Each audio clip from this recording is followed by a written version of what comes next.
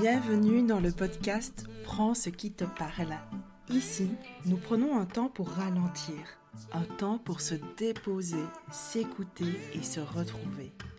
Je m'appelle Amanda et dans ce podcast, je partage des réflexions, des expériences et des clés autour de la reconnexion à soi, de l'écoute du corps, des émotions et du chemin intérieur. Considérez cet espace comme un mémo vocal que je vous envoie sans chichi, avec douceur et authenticité. Alors installez-vous confortablement car c'est parti pour l'épisode du jour. Prenez uniquement ce qui vous parle et surtout, laissez le reste.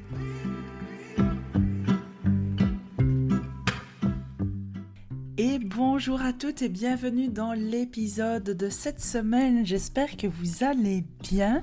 Aujourd'hui, on va parler du tableau de vision, Vision Board en anglais avec mon superbe accent anglophone, n'est-ce pas? Non, mon accent belge. Les filles, ça me fait trop plaisir de vous retrouver aujourd'hui. J'ai pris une petite pause la semaine passée et je crois qu'en 2026, je vais donner ce rythme-là au podcast. Plutôt que de vous sortir un épisode hebdomadaire, je pense que je vais faire un épisode une semaine sur 2. Ça me paraît être un rythme cohérent pour moi, pour ma créativité, parce que vous savez quoi, avoir fait une semaine de pause, ça m'a requinqué, comme si là je revenais de vacances, mon esprit clair, j'ai de nouveau plein de choses à vous raconter, plein d'envie de partage avec vous. J'ai encore 1 million de sujets sur le feu à vous partager et je crois que ce rythme plus doux fait du bien et je préfère garder la qualité plutôt que la quantité.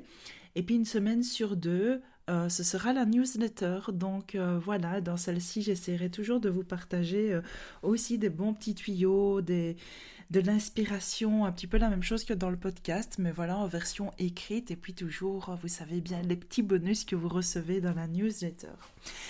Donc voilà tout un épisode de podcast aujourd'hui pour vous parler du tableau de vision parce que ça fait partie des outils de développement personnel que j'apprécie particulièrement. J'aime bien aussi vous proposer ça quand on fait des ateliers un peu plus longs que les cours de yoga, évidemment, hein. On n'a pas le temps en un cours de yoga de faire ça, mais je fais parfois les tableaux de vision quand on fait les rituels toute l'après-midi dans la yourte. Ici, le week-end de 14-15 février 2026, je vais avoir la première retraite en résidentiel, on va avoir un week-end ensemble et on va prendre le temps de faire un tableau de vision et je me dis, écoutez, pourquoi pas vous faire un épisode sur le sujet parce qu'il y a vraiment plein de choses très intéressantes à dire dessus. Donc tout d'abord, si vous ne savez pas du tout ce que c'est un tableau de vision, c'est un collage. En fait, vous avez certainement déjà vu des images comme ça. Donc on peut le réaliser soit sur une feuille. En général, on prend au moins une feuille A3. Une feuille A4, c'est peut-être un peu petit, bien qu'on pourrait. En fait, on peut très bien faire un tableau de vision, c'est vrai, même dans son cahier d'introspection. On peut le faire sur ce qu'on veut, sur une feuille, sur un grand carton, sur un grand papier. On peut le faire, il y en a qui font ça même sur les tableaux de liège, là, vous voyez. Et en fait, ils viennent mettre des petites punaises avec des images. On peut carrément l'encadrer, notre tableau de vision. Et l'idée du tableau de vision, c'est d'y mettre tous nos objectifs, nos envies, nos désirs, vers quoi on veut avancer, mais de le mettre sous forme d'image parce que ça nous connecte au sens de la vue et ça vient activer cérébralement des zones dans notre cerveau qui activent certains circuits à l'intérieur de nous, notamment le circuit de la récompense, et ça vient nous mettre dans un bon état d'esprit, ça nous rend focus sur nos objectifs, et ça nous fait un rappel quotidien quand on passe devant ce tableau de vision, de se dire, ah oui, c'est vrai, c'est vers ça que je veux aller, c'est ça qui est bon pour moi, c'est ça les objectifs que j'ai posés pour moi, et ça nous donne encore un truc en plus pour pouvoir les atteindre et pour pouvoir avancer vers ça, puisqu'on les a en images, et les images, en fait, c'est très fort. C'est vraiment, ça passe par ce sens-là, et et ça nous connecte aussi à nos émotions. Donc évidemment, il y a des choses à prendre en considération pour faire ce tableau de vision. Donc je vais vraiment vous raconter tout ça dans cet épisode. Je vais vous raconter à qui ça s'adresse, comment on le fait, quelles sont les étapes, comment faire vraiment pour que ça marche, pour que ça fonctionne. Et puis je vais vous dire aussi quelques pièges qu'il peut y avoir selon moi pour avoir expérimenté ceci depuis très très très longtemps. Donc voilà, si ça vous intéresse, accrochez vos ceintures, c'est parti. Donc le tableau de vision, ça vient d'où? Je pense que ce qu'il a le plus popularisé, c'est certainement le très célèbre livre de Rhonda Byrne, Le Secret. Je n'ai pas lu le livre, mais j'ai vu le petit reportage. Je crois qu'il est en accès libre sur YouTube. Si jamais, n'hésitez pas à aller le regarder. Et en fait, le secret donc de Rhonda Byrne pour atteindre tous nos objectifs de vie, ce livre, il parle énormément de ce qu'on appelle la loi de l'attraction positive. Je vous ai déjà fait un épisode là-dessus, d'ailleurs, qui consiste en gros à dire que on attire à nous ce qu'on vibre, que tout est énergie, que tout est vibration, et qu'en gros, le fait de se mettre dans une énergie, dans une vibration de c'est déjà là, ce que je désire, c'est comme si c'était déjà là, je le ressens dans mes émotions, dans mon corps, etc., et donc je le vibre, eh bien je l'attire à moi. Ça, c'est la loi de l'attraction positive. Je vous ai déjà beaucoup parlé de ça dans l'épisode que j'ai dédié à ça. Moi, j'aime bien l'idée, c'est vrai, de se dire que le positif attire le positif. Je trouve que c'est vrai. Que quand on est pessimiste, voilà, on vibre quand même quelque chose d'assez bas et ça se ressent et c'est très difficile d'attirer les bonnes personnes et les bonnes situations quand on est dans cet état d'esprit. Donc je trouve que c'est important en effet de se mettre dans de bonnes conditions, d'être optimiste et de prendre soin en effet de son énergie, de se rendre compte de ce qu'on dégage, de se rendre compte des mots qu'on utilise, de se rendre compte de nos pensées qui sont créatrices. Tout ça, je suis personnellement très d'accord avec cette idée-là. Par contre, je trouve que dans la loi de l'attraction, il y a parfois quelque chose d'un peu culpabilisant et d'un peu trop magique à mon sens et à mon goût, parce que je vous promets que j'ai tellement essayé à un moment donné, j'y croyais tellement à cette loi de l'attraction positive que je faisais que ça, manifester, vous savez, ma vie de rêve, la relation amoureuse de rêve, la situation financière de rêve, l'hygiène de vie de rêve. Et en fait, j'y pensais, j'y croyais, je le ressentais, je le vivais. Et en fait, ça n'arrivait pas. Et alors, à ce moment-là, quand ça n'arrive pas, je trouve que ça apporte quelque chose de culpabilisant et quelque chose qui fait pas du bien et un peu de l'ordre de tout le monde y arrive sauf moi, vous voyez, et ça c'est pas chouette du tout. Et c'est quelque chose que j'ai déjà observé aussi dans les personnes qui suivent par exemple mes cours de yoga, etc. Ou parfois dans les partages, il y a des personnes qui disent voilà, j'ai pas du tout atteint mes objectifs, pourtant je l'avais écrit, j'y avais cru et j'y suis pas arrivée. Donc moi il y a quelque chose vraiment qui me dérange avec cette parole-là de on attire à soi ce qu'on vibre, vous voyez, je trouve que pas toujours. Donc je vais vous expliquer évidemment comment faire un tableau de vision pour qu'il soit cohérent, pertinent, qui vous apporte quelque chose mais sans vous apporter ce possible mal-être, cette petite culpabilité qui peut arriver quand on n'atteint pas nos objectifs. Parce que pour moi, non. Je ne suis pas d'accord avec le truc quand on veut, on peut, ou genre l'impossible n'existe pas. Ben si, il y a des choses qui sont impossibles pour certaines personnes. Et, et c'est pas le fait d'y penser et d'y croire dur comme fer et de juste être persuadé que l'univers va nous l'envoyer que ça va arriver. Donc moi je préfère partir du principe ok, qu'on va se mettre dans une bonne énergie, ça c'est clair et net, mais on va surtout mettre en place des actions pour y arriver. On va avoir des objectifs qui sont clairs, on va clarifier nos objectifs, mais surtout derrière, on va se demander comment j'y arrive à ces objectifs-là. Et ça, c'est un peu la petite différence que moi, je vous propose, que par exemple, dans cette théorie autour du livre Le Secret, la loi de l'abondance, de l'attraction positive, eux, ils disent, enfin en tout cas, c'est des choses que j'entends souvent dans ces contextes-là, les concepts un peu plus énergétiques où on dit ne vous préoccupez pas du comment, concentrez-vous uniquement sur le quoi, sur le ce que je veux et éventuellement sur le pourquoi, mais ne vous préoccupez pas du comment, parce que le comment, ils disent que ça nous met des bâtons dans les roues de se demander mais comment je vais y arriver, comment je vais y arriver. Ben écoutez, moi avec du recul, je peux vous dire que de ne pas penser au commun, au comment, ben ça n'amène nulle part. Personnellement, après, testez, hein, si vous voulez, faites la pensée magique et vous me direz si ça a marché pour vous. Donc moi, je vais vraiment vous proposer un tableau de vision où on inclut le comment dans les images, en fait. Donc voilà ce que je voulais vous raconter un petit peu en introduction. À partir de là, si ça vous parle, de vous dire, OK, on va coller des images pour avoir un objectif, pour se recentrer sur soi, se concentrer sur soi, pour ne pas perdre le fil, en fait, avec soi, avec son cœur, avec nos désirs, avec ce qu'on veut vraiment mettre en place, eh bien, voilà, quels vont être les bénéfices de faire ce tableau de vision? Ben déjà, on va avoir notre vision qui est claire et qui est toujours en un coup d'œil, on la voit et on s'en rappelle. Je ne sais pas si vous avez écouté les épisodes précédents, mais ici vraiment on a commencé 2026 avec un épisode sur comment faire son bilan introspectif avec 10 questions d'introspection.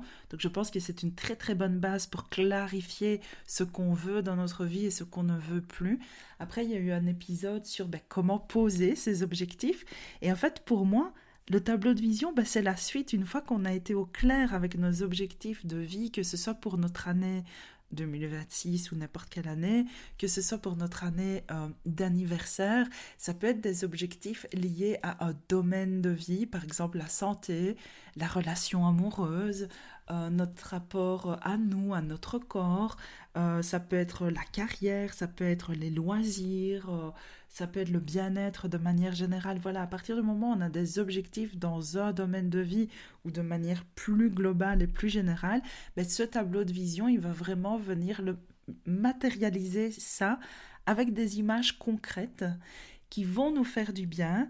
À chaque fois qu'on va le regarder, on va se projeter dans cette situation et ce sera une situation accessible parce que pour moi, ça fait partie des conditions. Comme je vous le disais en introduction, à mon sens, ça ne sert à rien d'aller mettre quelque chose de démesuré. Non, il n'y a pas tout le monde qui va devenir une rockstar, vous voyez ce que je veux dire?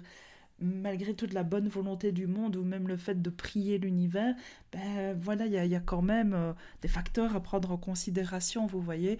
Donc on va prendre quelque chose de réaliste, et tout ça je l'ai déjà dit dans l'épisode sur les objectifs, et à chaque fois qu'on va regarder ce tableau de vision, on va se projeter, on va se dire ok, c'est presque là, c'est accessible pour moi, et ça va nous faire du bien, donc ça va entretenir aussi cette pensée positive, cette pensée optimiste.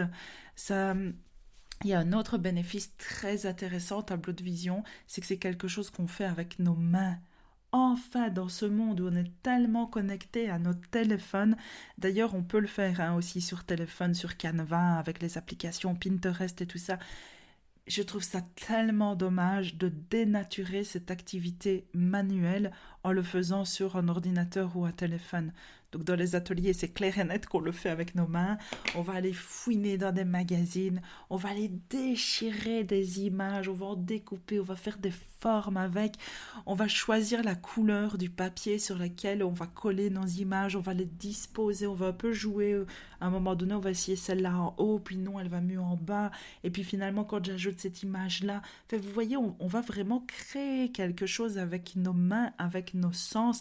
Et ça apporte encore une dimension supplémentaire à ce travail qu'on est en train de faire sur soi. Et puis, un autre des bénéfices, c'est que le fait de faire ce genre de travail, ça agit sur ce qu'on appelle la neuroplasticité, c'est-à-dire que notre cerveau, il a la capacité de se remodeler tout le temps. Et il y a des circuits neuronaux, si vous voulez, dans notre cerveau, des circuits de pensée.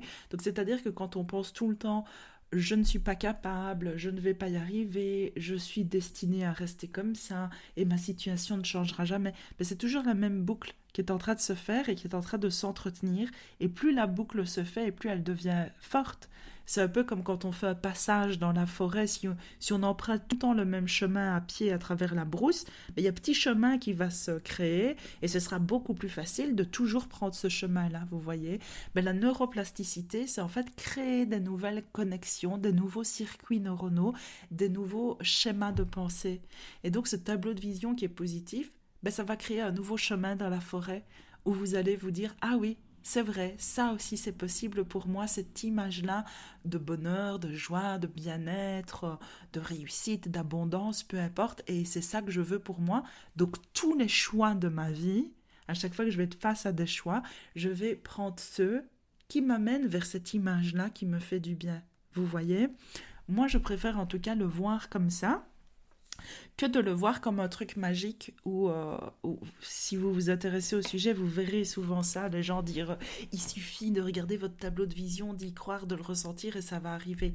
Moi, je pense pas. Je pense que oui, on le regarde, ça fait du bien, on le ressent et c'est clair que ça nous aide à nous mettre dans la bonne démarche. Mais après, derrière, il y a les actions qui comptent. Vous voyez ce que je veux dire? Donc, c'est vraiment très important de comprendre ça, de comprendre cette nuance, à mon sens, qui n'est pas magique, qui nous aide, qui nous met dans un bon état d'esprit, qui travaille sur notre cerveau directement, mais en passant aussi par nos émotions, mais que derrière, c'est à nous de faire les choix et de mettre en place les actions qui comptent pour nous dans notre tableau de vision.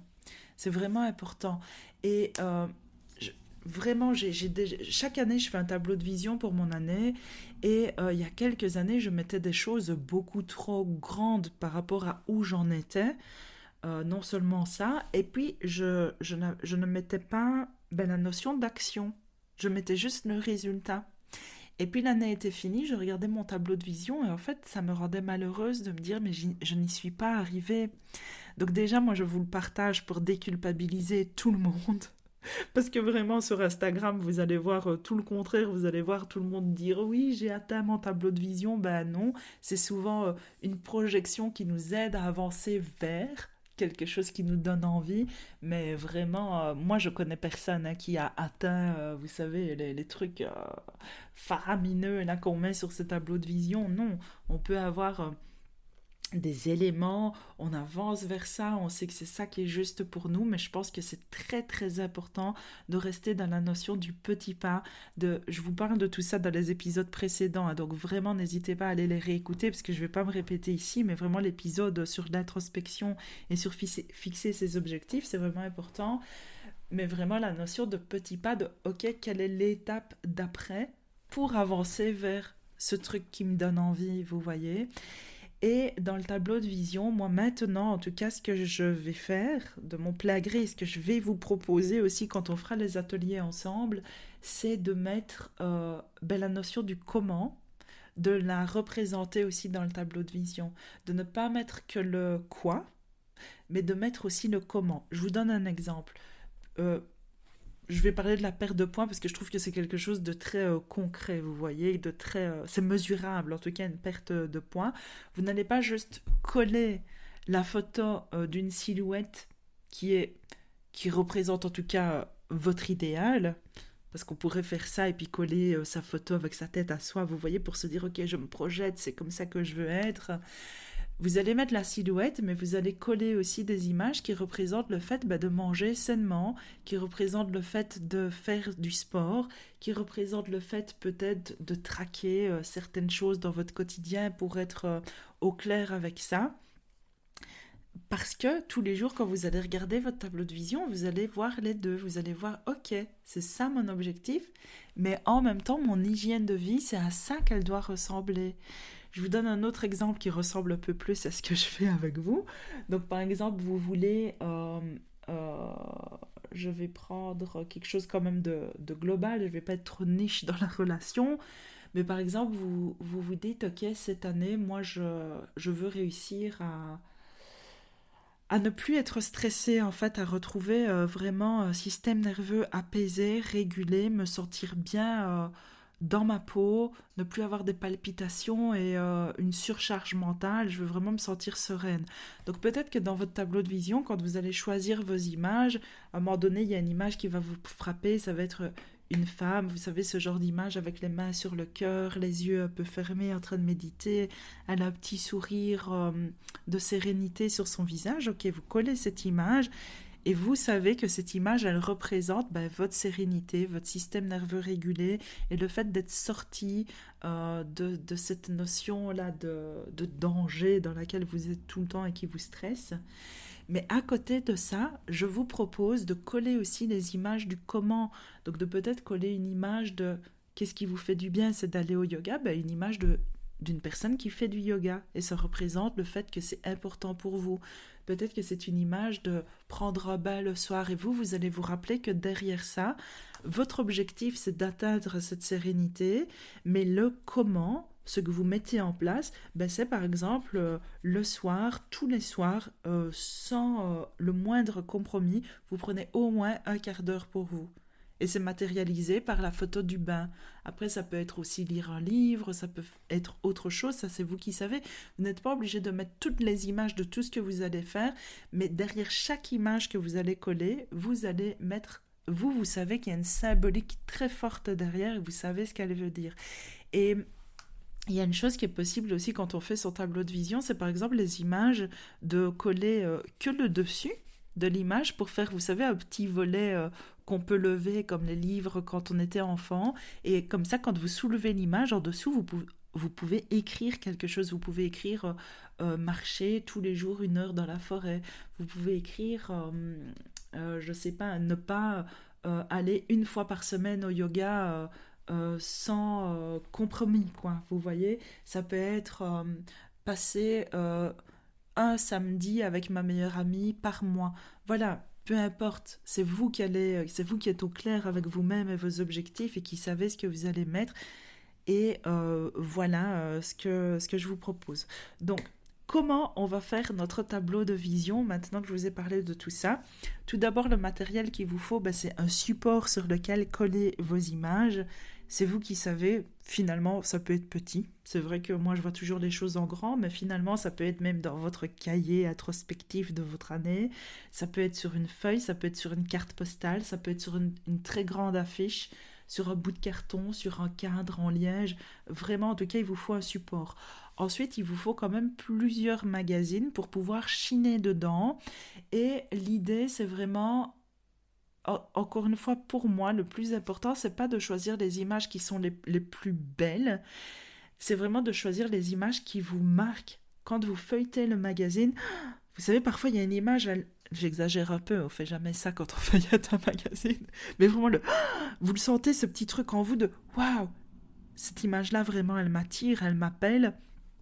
Peu importe si elle n'est pas très belle, si c'est pas dans vos couleurs, si c'est vraiment si l'image elle vous parle et que vous l'associez à quelque chose euh, dans le thème que vous êtes en train de travailler, vous prenez l'image et vous allez faire ça, vous allez prendre plusieurs images.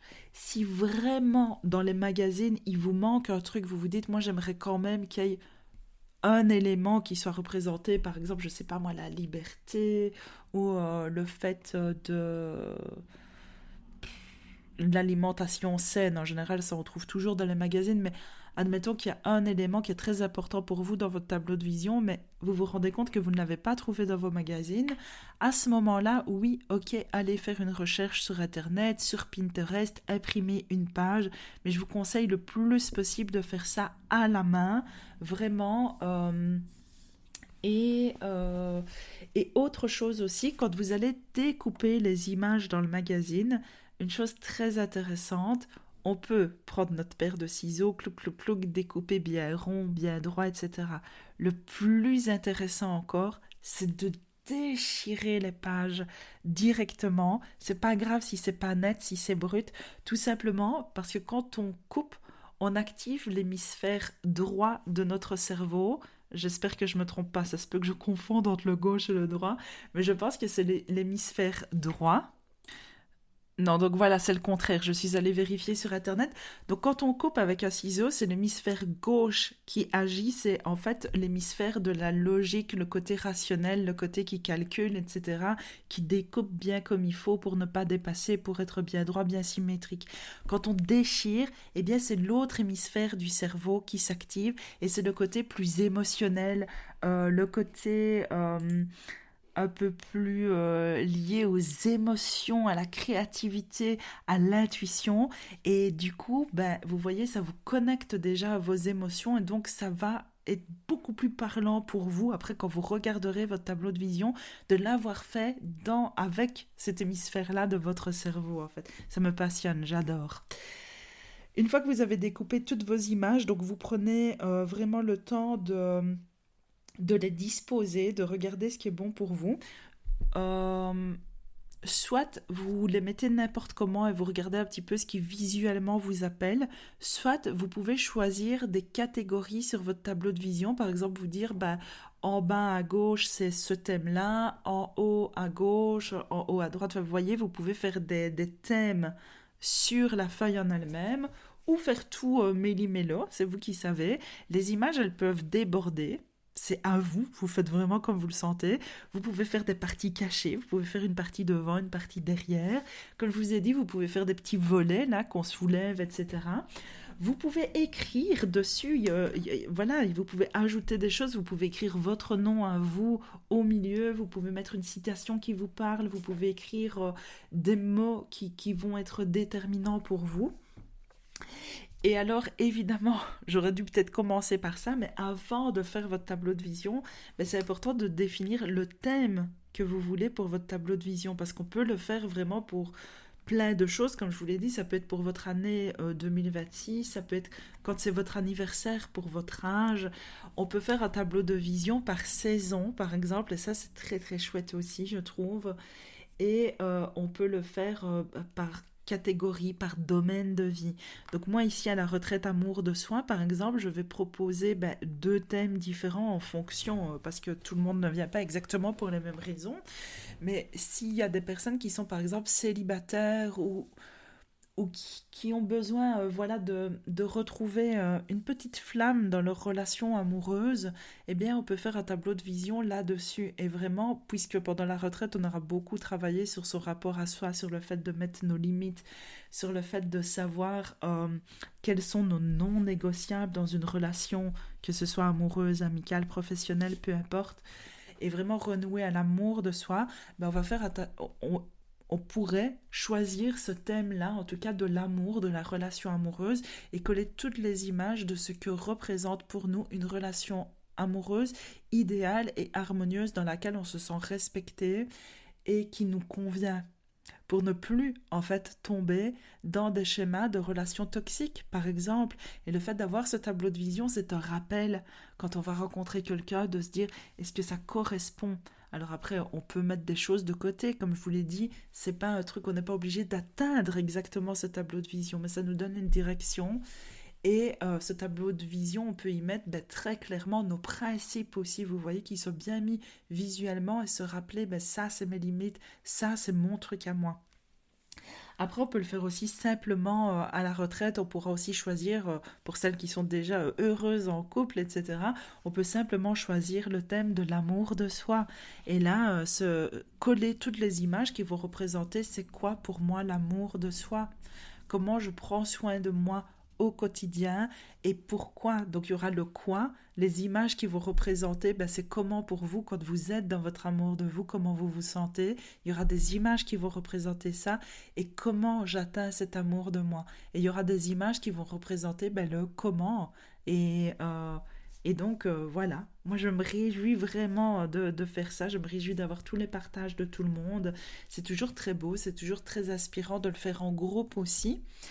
Euh, quand vous faites vos tableaux de vision, si vous le faites là à la maison, si je vous ai donné envie avec cet épisode de podcast, n'oubliez pas qu'il n'est pas définitif quand vous avez terminé votre tableau de vision. Mais si quelques jours après, quelques semaines après, vous tombez sur une image qui vous parle vraiment, c'est autorisé évidemment de venir l'ajouter, de venir la superposer à une autre, d'agrandir votre tableau de vision. Tout est possible, c'est à vous.